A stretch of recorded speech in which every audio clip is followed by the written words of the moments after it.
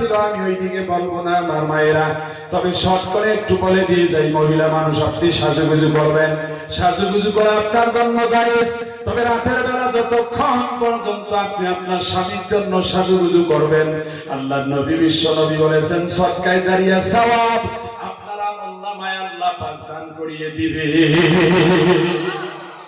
মহিলারা স্বামীর জন্য সাজে না, যদি শুনছে যে কালকে বিয়াই আসবে, বিয়াই বিয়াই, ওরে বাবা ঘরে চাদর আর পান্না কোন জায়গায় আছে, নতুন পান্না বিছাইয়া দেন। কথা কয় নাকি? আজকে কেন জোরে বলেন। তারপরে কাপড় ওই যে মানে ড্রেসিংয়ের ভিতরে, সুকাশের ভিতরে সুন্দর সুন্দর নতুন নতুন জামাগুলো আছে, বিয়াই আসবে জন্য ওগুলো সাজুগুজু কইরা রেডি থাকে।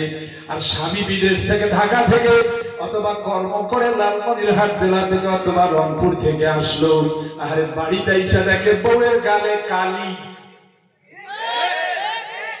কি ভাত খাইয়া কি মুখটা ধৌত করিস নাই, তোর গালে কালি কেন?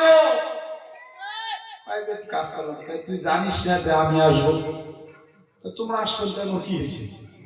তুমি কাজ করেছেন, কথা কথা ঠিক না? অথচ সাজুগুজু করে থাকার জন্য কে বলেছেন? সম্পূর্ণভাবে বিশ্ব নবী বলেছেন, বলুন আল্লাহু আকবার। আমার ভাইরা বোনেরা, এজন্য সাজুগুজু